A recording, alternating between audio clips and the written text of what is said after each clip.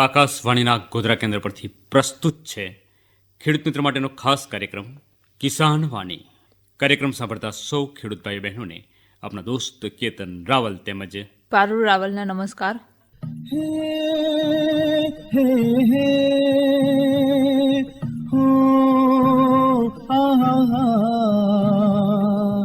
જગ આખાનો તાત છે એની તો આ વાત છે.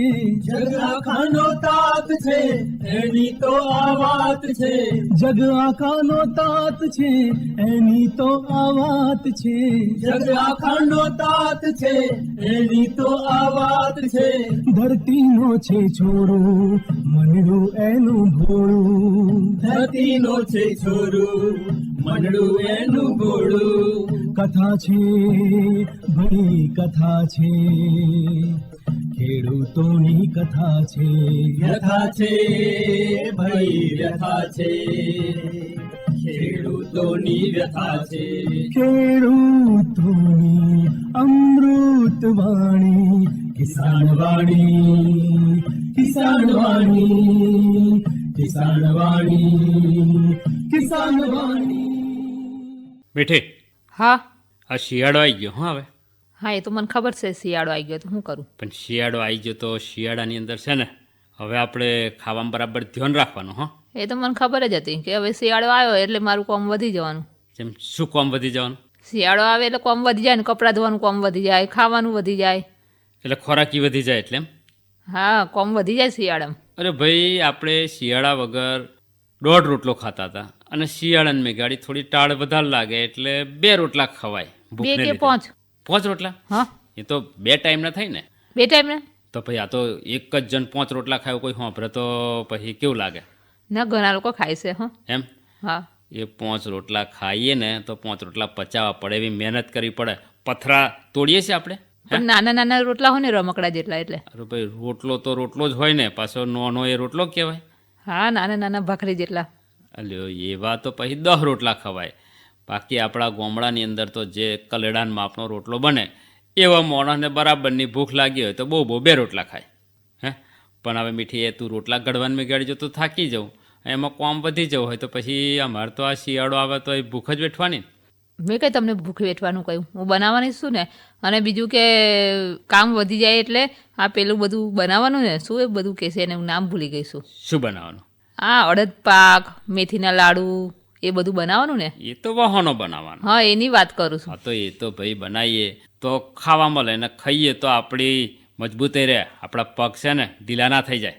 હા, એ તો મને ખબર છે પણ મને નહીં ભાવતું એ બધું. હા, જેમ નહીં ભાવતું? બધું કડું કડું લાગે મેથીના લાડુ તો. અરે પણ મીઠી, આ ખાઈએ તો મજબૂત રહીએ, ખબર છે ને? હા, એ તો ખબર છે, બધા વાતો કરે છે એવી. તો પછી આપણે આ ભાવે ના ભાવે એમ કરીએ ને તો હુકાઈ જઈએ. પણ હું તો નહીં ખાતી. હો, નહીં ખાતે ના. તો પછી શિયાળાને મેં આ ઠંડીમાં ટકીએ છે એવી રીતે. એ તો હવે ખબર નહીં, એ તો ભગવાન જોને. એટલે ભાઈ, ભગવાન કશું ના જોને. ભગવાન તો એમ કહેશે કે આ બધી વસ્તુ અમે તમને પકવી ના લી, એ તમે ખાઓ અને ઠંડીની ઋતુમાં ટકી રહો. આ વર્ષે આટલો સરસ મજાનો વરસાદ થયો, જાત જાતના અનાજ પાક્યા, અડદ, મગ, મઠ, અડદિયા, અને આ બધું જ્યારે આપણા ખેતરમાં પાક્યું છે તે બધું આપણે ખાવાનું. એટલે આ વખતે વિચાર કર્યો છે કે ગુંદરના લાડુ બનાવી દઈશ. અરે એ બધું તો ખરું જ, પણ મીઠી જે ખરી મજા છે ને આ મેથીના લાડુમાં એવી મજા કશામ નહીં. હા, એ તો ખબર છે પણ એમાં પેટ ભરાઈ જાય. હો, અડધો લાડુ ખાઈએ ને તો પણ. પણ પેટ કોને ભરાઈ જાય? જે મહેનત ના કરે ને એનું પેટ ભરાઈ જાય અડધા લાડવાની. બાકી જો બરાબરની કસરત કરતો હોય, મહેનત કરતો હોય, 2 ભારા ઘાસ કાપ્યું હોય તો અડધો લાડુ 2 લાડવા મેથીના પચી જાય. માર તો ના પચે. ના પચે એટલે બેઠાડું જીવન તમારું થઈ ગયું ને. બેઠાડું નહીં, આટલું બધું તો કામ કરું છું. તો પછી ખાવાનું પચે છે એમના? એટલે પેલું ભાવે ના ને એટલે. ભાવે ના એટલે તો પછી મીઠી એક કામ કર, તું મીઠીનો લાડુ આખો ના ખવાય તો ના ખાતી, અડધો ખાજે. પણ મહિલાઓએ છે ને આ શિયાળાની અંદર આ સિઝનલ ફળ ખાવા જોઈએ. એ તો ખાઉં છું. એટલે છે ને જામફળ. હા, મને જામફળ ભાવે. હા, તો ભાવે એ ખાવાનું.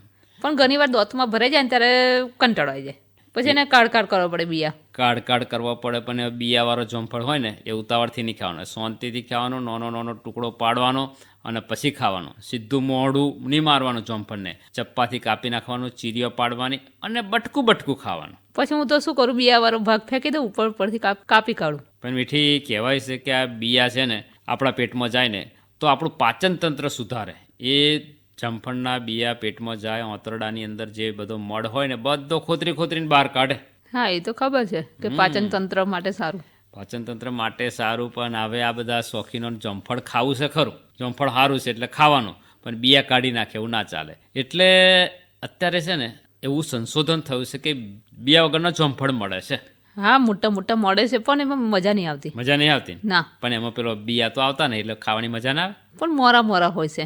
મોરા હોય. હા, પણ મીઠી એ જામફળ જ્યારે આમ કરીને લારીને વેચવા મૂક્યું હોય ને તો હર કોઈ લલચાઈ જાય હા ખાવા માટે. હા, દેખાવમાં એટલું સુંદર લાગે, એકદમ સુંદર, બ્યુટીફુલ. બ્યુટીફુલ લાગે મીઠી તારા જેવું. હા હા હા, તો એટલે પછી બધા ખેડૂતો આવે છે ને આ દેશી જામફળની ખેતીની હારે છે ને આ બિયા વગરના મોટા જામફળની ખેતી કરવાનું શરૂ કર્યું છે. પછી ખબર છે જામફળનું તો શરબત બને છે, મીઠાઈ પણ બને છે, ચટણી. એ જામફળની ચટણી લોકો બનાવે છે. અને જામફળ મોટો હોય છે ને તો દૂર સુધી વેચાવા જાય. જો આપણી વાડીને થયો હોય ને અને આપણે એને શેક બીજા ત્રીજા રાજ્યમાં મોકલવું હોય ને દિલ્હી સુધી, તો એ ત્યાં સુધી વેચવા મોકલે ત્યાં સુધી બગડે ના. તો આપણે કરવા છે જામફળ. અને એ જ થયું કે મીઠી આપણે આ આટલી બધી જાતની ખેતી કરીએ છીએ અને આપણા વાડામાં આ દેશી જામફળી હોય છે, પેલી નાનો જામફળો થાય, પણ આ બિયા વગરનો સીડલેસ ગુવાવા એવું કહે છે. ઇંગ્લિશમાં કહેશે એ તો બધું. હા, સીડલેસ એટલે કે બીજ વગરનું, બિયા વગરનું જામફળ એવું પણ અત્યારે થાય છે. અને એ જામફળનો ભાવે સારો મળે છે અને લોકો એ ખરીદે છે વધારે. 50 રૂપિયાનું એક હોય છે જામફળ તો. મીઠી એ વજન પર વેચાય, પણ એ વજન જ એટલું બધું હોય છે ને 300 ગ્રામ 400 ગ્રામનું થઈ જાય. એટલે હવે મને તો એવું વિચાર્યું છે કે આ વર્ષે આપણે જામફળના છોડ લાઈન રોપી જ દેવા છે. પછી એનું આઈસ્ક્રીમ બનાવીને વેચાય. હો ભાઈ, આપણે ખાલી જામફળ વેચવો છે કે આઈસ્ક્રીમ બનાવવા છે એમ કે? આઈસ્ક્રીમ બનાવવા હોય તો એ ચાલે. હો એટલે બનાવીને વેચવાનો આઈસ્ક્રીમ કે ઘેર ખાવાનો? ના, આપણે ઘરે ખાવા માટે. હા, ઘરે ખાવા માટે જે તારે પ્રયોગો કરવા હોય કરજે. પણ અત્યારે તો મારે પ્રયોગ કરવો છે ખેતરમાં આ સીડલેસ જામફળની ખેતીનો. પણ સીડલેસ જામફળની ખેતી કઈ રીતથી કરાય અથવા તો કોઈ પણ જામફળની ખેતી કઈ રીતથી કરાય એની માહિતી મળી જાય ને તો મને ફાયદો થાય ને આપણા ખેડૂત મિત્રોને જાણવા મળે તો એમને ફાયદો થાય, ખરું ને? હા. તો આજના કાર્યક્રમમાં છે ને જામફળની વૈજ્ઞાનિક ખેતી વિશે ડૉક્ટર SD મિશ્રા સાહેબની મૌલિન મુનશીએ લીધેલી મુલાકાત સાંભળીશું. કિસાનવાણી કાર્યક્રમ સાંભળતા સૌ શ્રોતા મિત્રોને મૌલિન મુનશીને નમસ્કાર. કેમ છો ખેડૂત ભાઈઓ? ખેડૂત ભાઈઓ, તમે જુદા જુદા પાકો લેતા હો છો. કેટલાક ખેડૂત ભાઈઓ શાકભાજીની ખેતી કરે છે, તો પંચમહાલમાં હવે ઘણા લોકો ફ્રૂટની પણ ખેતી કરે છે. તો આજે આ કિસાનવાણી કાર્યક્રમમાં તમને જામફળની વૈજ્ઞાનિક ખેતી કેવી રીતે થઈ શકે, કેવું વાતાવરણ હોવું જોઈએ, એના માટેના છોડ ક્યાંથી લાવવા, એના માટેનું માવજત કેવી રીતે કરવી, માર્કેટ ક્યાં છે, બધા વિશે માહિતી આપવા માટે અમારા ગોધરા FM સ્ટુડિયોમાં ડૉક્ટર દયાશંકર મિશ્રા સાહેબ હાજર છે, જેઓ प्रधान वैज्ञानिक છે केंद्रीय बागायत संशोधन केंद्र वेजलपुर। मिश्रा साहब, आपका बहुत बहुत तहे दिल से स्वागत है आकाशवाणी गोधरा स्टूडियो में। जी साहब, बहुत बहुत धन्यवाद और खेडूत भाइयों को हमारा प्रेम भरा नमस्कार। आज हम बात करने वाले हैं जामफल की खेती के बारे में। जी जी, तो आप बताएंगे कि जो हमारे खेडूत भाइयों है उसको अगर ये खेती करनी है तो कैसे कर सकते हैं? जी खेडूत भाइयों, चाहे जामफल की खेती आपको करनी हो या और किसी फल पाक की खेती करनी हो, तो आपको 2-3 बातों पर ध्यान देना पड़ेगा। जो फल पाक आप लगाना चाहते हैं तो उसके लिए उपयुक्त जलवायु है अपनी, उसके लिए जो जहाँ पे आपको लगाना है वो मिट्टी उसके लिए उपयुक्त है कि नहीं है, तो इन सब बातों का आपको ध्यान रखना पड़ेगा। और फिर उसके लिए उपयुक्त जो पौधा आपको लगाना है, उपयुक्त किस्में यहाँ पे उपलब्ध है कि नहीं है और कहाँ मिलेंगे, इन सब बातों की जानकारी होगी तो आप जो है आने वाले समय में अच्छा लाभ कमाएंगे। क्योंकि जो आप फल पाक जब लगाते हैं तो बहुत लंबे समय तक चलता है, ये बहुत लंबा इन्वेस्टमेंट होता है, इसमें ज़्यादा लागत लगती है। तो शुरुआती तौर पर अगर कोई गलती आपसे हो जाती है तो उसका बाद में आपको बड़ा खामियाजा भुगतना पड़ता है, आपको घाटा होता है और उस समय काफ़ी समय निकल चुका होता है। तो इसलिए शुरुआती दौर में ही कई इन 2-3-4 बातों का आपको ध्यान रखना चाहिए। सबसे महत्वपूर्ण बात यह है कि आप उसको जो है व्यावसायिक खेती के लिए कर रहे हैं, उसका जो है कमर्शियल रूप से क्या है, मार्केट है कि नहीं है, मार्केट है तो कहाँ है, कैसे बेचेंगे, इन सब बातों पर भी ध्यान रखना पड़ेगा। तो मार्केट के लिए तो आपको जो है कोई भी फल पाक लगाना हो या और कोई भी सब्जी लगाना हो, कुछ भी लगाना हो, तो आपको मंडी में जाके, वो सबसे बढ़िया होता है मंडी में जाकर आप पता करिए कि वहाँ पे इस फल पाक की क्या आवक है और किस तरह के फल आते हैं, उनका क्या रेट मिल रहा है। इन सब बातों पर आप ध्यान देंगे तो आपको बाद में कोई घाटा नहीं होगा। अच्छा मिश्रा साहब, ये जो जामफल की बात कर रहे हैं तो इसमें भी अलग अलग वैरायटी होगी, जी प्रजाति होगी, तो इसकी बात करेंगे कि कौन कौन सी प्रजातियां है, वैरायटी है। देखा जाए तो जामफल में ये पोषक तत्वों से भरपूर है। अगर आप एक पुरानी कहावत है कि एक एप्पल अगर आप डेली आप खाते हैं तो आपको डॉक्टर के पास नहीं जाना पड़ेगा। लेकिन अगर तुलना करें एप्पल में जो पोषण मान है और जामफल का जो पोषण मान है, दोनों अगर तुलना किया जाए तो ज़मीन आसमान का अंतर है। इसमें बहुत सारा पोषक तत्व उससे बहुत ज़्यादा है, खास करके जो मिनरल्स हैं, जो कैल्शियम, फास्फोरस, पोटास, इसकी मात्रा काफ़ी ज़्यादा है। और आजकल विटामिन सी तो फलों में देखा जाए, जो खाने वाले फल हैं, वैसे सबसे ज़्यादा विटामिन सी होता आंवले में 600 मिलीग्राम पर 100 ग्राम। लेकिन उसके बाद अगर किसी में है तो जामफल में है 300 मिलीग्राम। अगर 100 ग्राम गूदा आप खाएंगे 300 मिलीग्राम विटामिन सी आपको मिलता है। तो इन सब बातों को ध्यान में रखते हुए आपको नहीं व्यावसायिक रूप से करना है तो वैसे ही घर के आसपास पीछे ही लगाइए। अभी किस्मों पे हम आते हैं, किस तरह की किस्में होती हैं जामफल में। जो जामफल में 2 तरह की किस्में होती हैं, एक सफ़ेद गूदे वाली, दूसरा लाल गूदे वाली। सफ़ेद गूदा वाला जो फल होता है, जो किस्में होती हैं, वो थोड़ा ज़्यादा मीठी होती हैं और सामान्य रूप से उसको जो है टेबल पर्पज़ के लिए या ताज़ा फल खाने के उपयोग में लाई जाती है। लाल गूदे वाली जो किस्में हैं उसका 2 उपयोग है। एक तो आप सीधे ताज़ा फल आप उसको खा सकते हैं, दूसरा उसके कई सारे प्रोडक्ट बनते हैं। जैसे आप नेक्टर मार्केट में आप बनाया मिलता है, उसकी जेली अच्छी बनती है, उसका जूस भी बना के पी सकते हैं। तो सफ़ेद गूदे की जो सबसे पॉपुलर किस्म है, जो इलाहाबाद सफ़ेदा है, दूसरी सरदार है और एक तीसरी श्वेता है। लाल गूदे में जो किस्में हैं वो ललित है, जो कि अपने यहाँ पे गुजरात, महाराष्ट्र में काफ़ी पॉपुलर है। दूसरा भावनगर में और अपना ढोलका का जो लोकल है लाल गूदे वाला, वो भी किसान भाई लोग लगाते हैं, लेकिन उनका साइज़ इतना अच्छा नहीं होता है, तो मार्केट में उसका दाम कम मिलता है। ललित का अच्छा रेट मिल रहा है, तो उसको लगाना चाहिए ललित को, लाल गूदे वाले किस्मों में से। अच्छा, ज़्यादा डिमांड लाल वाले की होती है या वाइट वाले की? हाँ, इसमें हमारे पास खेडूत भाई जो लोग आते रहते हैं, चूँकि यहाँ पे हमारे पास राजस्थान से भी खेडूत भाई आते हैं, एमपी से, रतलाम से भी आते हैं।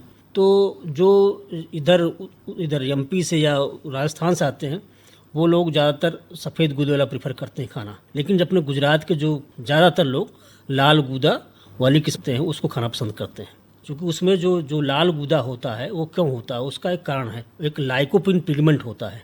आजकल बहुत सारी शरीर में व्याधियाँ हो रही, जैसे कैंसर एक बीमारी है या डायबिटीज़ है, तो इन सब रोगों के लिए वो बड़ा लाभकारी है। जो पिगमेंटेड फल है, सब्जी हैं, जिसमें जो कलरफुल हैं, जो रंगीन, चाहे कैरेट हो, गाजर या फिर आपका लाल गूदे वाला अमरूद है, तो ये आपके स्वास्थ्य के लिए बहुत लाभकारी है। तो हमारे गुजरात के लोग उसको खाते हैं, तो समझदार लोग हैं, जानकार हैं, तभी इसको खाते हैं, उसके फायदे बहुत हैं। जी, अब इसकी अगर खेती करनी है, जो हमारा कार्यक्रम अभी सुन रहे हैं जी, तो इसका अगर पौधा लाना है तो कहाँ से वो लोग ला सकते हैं? पौधा लाने के लिए आपको जो सरकारी संस्थाओं से मान्य नर्सरियां हैं वहाँ से ले आना चाहिए। उसके लिए आप अपने ज़िले में जाकर के डिस्ट्रिक्ट हार्टिकल्चर ऑफिसर के यहाँ से पता कर सकते हैं। दूसरा, हमारा जो संशोधन केंद्र है, हम लोग भी अभी ललित का पौधा बनाते हैं। और इस तरह से आनंद कृषि यूनिवर्सिटी है, नवसारी एग्रीकल्चर यूनिवर्सिटी है, जो यूनिवर्सिटी है या इस तरह के हमारे स्कूल संस्थान हैं, उन वहाँ से पौधे ले आएंगे तो वहाँ से कोई उनको फिर प्रॉब्लम नहीं होने वाली है। इसका मार्केट कैसा है मिश्रा साहब? इसका मार्केट बहुत ज़बरदस्त है। कारण ये है कि और जो फल पाक हैं उसमें बहुत सारी समस्याएं हैं।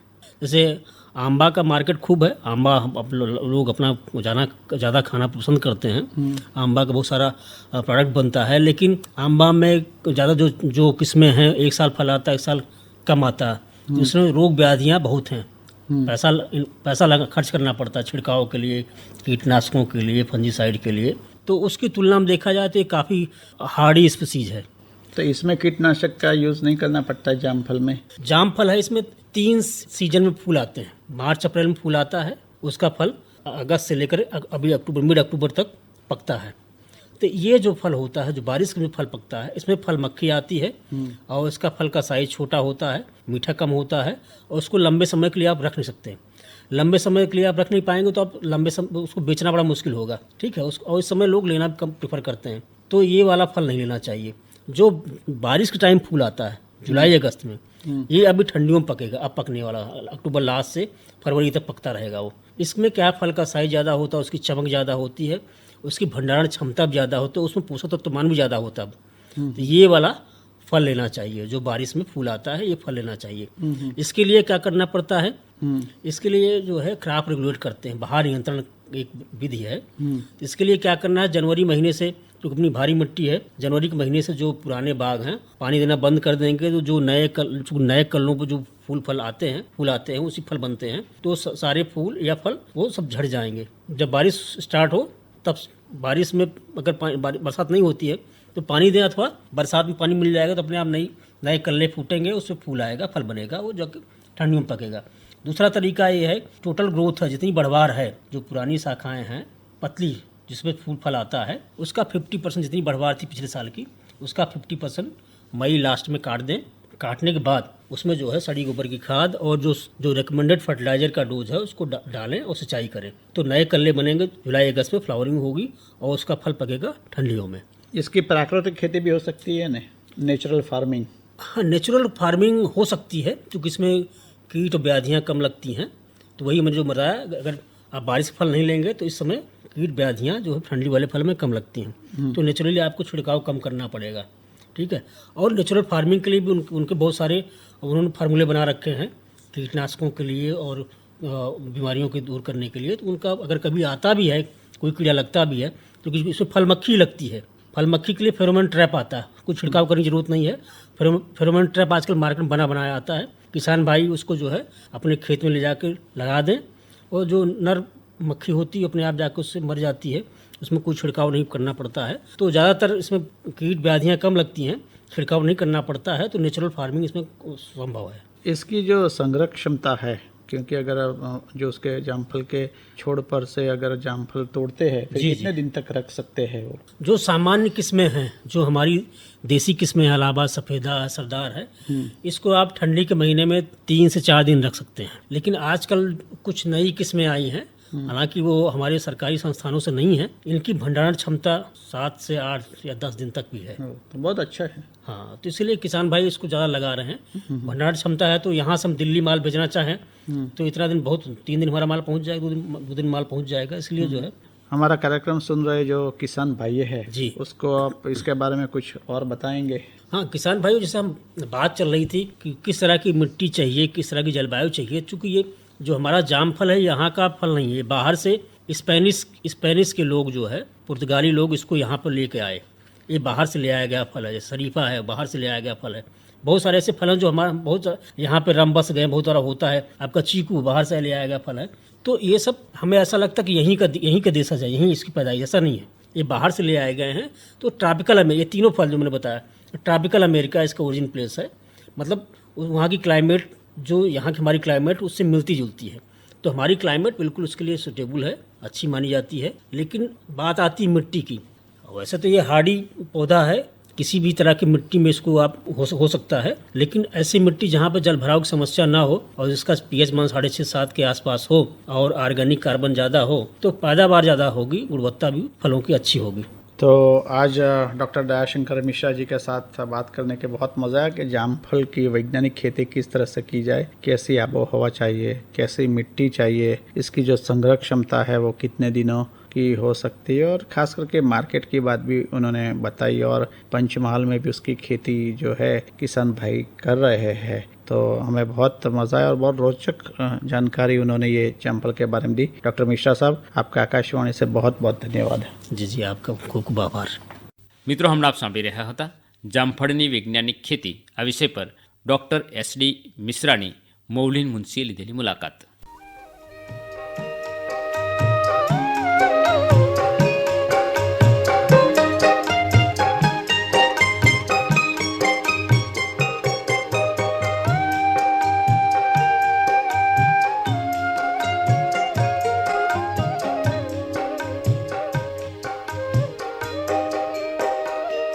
मारी इच्छा तो जाने पतंग के दौर नो